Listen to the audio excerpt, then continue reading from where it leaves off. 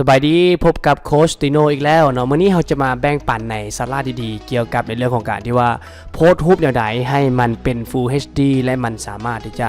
มีความคมชัดและแจ้งหลายเท่าในเวลาที่เราโพสต์ลงไปใน Facebook ส่วนตัวหรือ Facebook Fanpage เท่านั้นเองตัวอย่างค่อยมี Facebook Fanpage ของแซบสังใดนี่เนาะเวลาที่เราสังเกตเบิ่งว่ารูปทุกรูปเวลาที่เขาจะโพสต์ลงไปในแฟนเพจนะทุกๆรูปนั่นมันมีความคมชัดและมีความละเอียดสูงหลายเนาะเกี่ยวกับเป็นเรื่องของการที่ว่าเอารูปลงไปในแฟนเพจหรือเอารูปลงไปใน Facebook ส่วนตัวว่าจะเป็นเพจบริษัท ST นี้ก็เช่นเดียวกันเนาะเวลาที่เราอัปโหลดรูปภาพไปเวลาที่เรานำรูปภาพมาโพสต์นั่นก็คือว่ามันอาจจะมีรูปภาพลักษณะที่มีความแจ้งและความคมชัดสังเกตบอกว่าเวลาที่เราถ่ายรูปจากโทรศัพท์หรือถ่ายรูปจากกล้องเรามาแล้วมันคมชัดมันแจ้งอีหลีแต่เวลาที่เรามาลงใน Facebook ส่วนตัวเรานั่นมันบ่มีความแจ้งและมันขาดความละเอียดซึ่งว่าFacebook นั้นมันจะบ่ค่อยรองรับในเรื่องของไฟล์ที่มีขนาดใหญ่หลายเกินไปเนาะมันจะรองรับเฉพาะไฟล์ที่มีความคมชัดหรือว่าไฟล์ที่มีความจุที่ Facebook รองรับนั้นต่อให้ไฟล์ของเรามันสิมีความแจ้งละเอียดส่ำใดในไฟล์นักๆสิเวลาที่เอามาลงใน Facebook มันก็สิกดในเรื่องของการที่ว่าไฟล์หรือว่ารูปภาพต่างๆนั้นให้มันน้อยลงเนาะและเฮ็ดให้ขาดความคมชัดในเรื่องของรูปภาพต่างๆฉะนั้นวิธีการแก้ไขเนาะวิธีที่1คือให้เราไปตั้งค่าอยู่ใน Facebook ส่วนตัวของเราก่อนโดยการติ๊กเข้าไปตัวเม็ดนี้เนาะติ๊กเข้าไปแล้วเลื่อนลงมาบนนี้เนาะตัวตั้งค่านี้หลังจากที่เราเลื่อนลงมาตัวตั้งค่าเนาะให้เราสังเกตเบื้องตัวด้านซ้ายดีมีบอกว่าวิดีโอตัวนี้เนาะให้ทุกคนนั้นติ๊กเข้าไปบนวิดีโอตัวนี้ใส่หลังจากนั้นเนาะให้เรามาเปลี่ยนบนตัวนี้นี่แหละคือคุณภาพเริ่มต้นของวิดีโอหรือรูปภาพนั้นเนาะให้มันเป็นHD ถ้าหากว่ามันสามารถใส่ได้ปกติถ้าหากว่าไผ่ที่ยังบ่ทันเปลี่ยนเนาะมันก็สิเป็นประมาณนี้ก็คือว่าค่าเริ่มต้นอยู่ฉะนั้นให้ทุกคนนั้นมาตั้งค่าอยู่บนนี้เวลาที่เรามา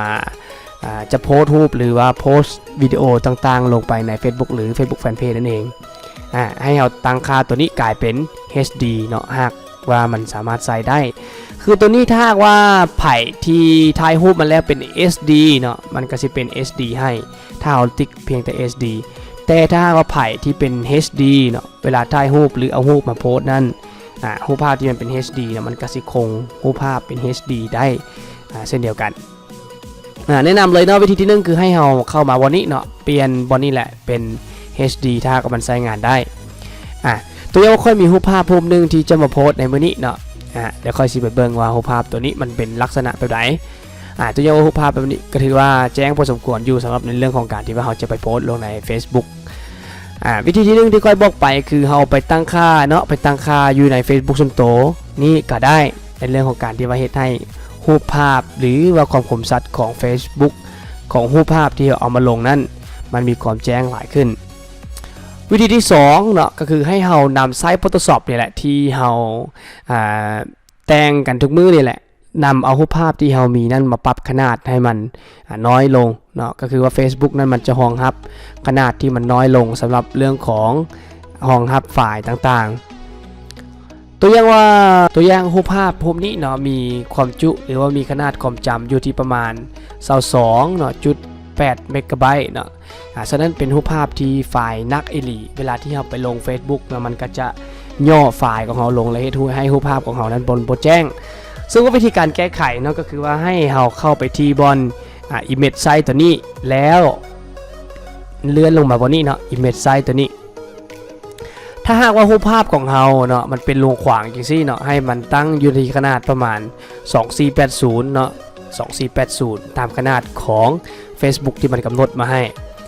เรื่องของ resolution นี้เราอยากกำหนดประมาณ100ก็ได้หรือว่า72ก็ได้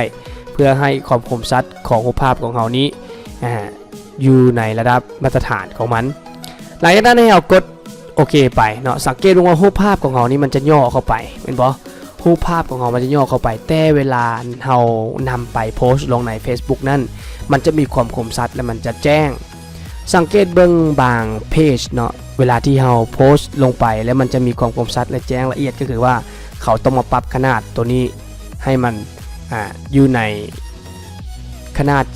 2480เนาะของขนาดของ Facebook ที่มันรองรับ แล้วเมื่อปรับขนาด image size ไปที่เรียบร้อยแล้วเนาะให้เราเข้ามาที่ filter เนาะ filter แล้วเลื่อนลงมาอยู่ที่ sharpen เนาะ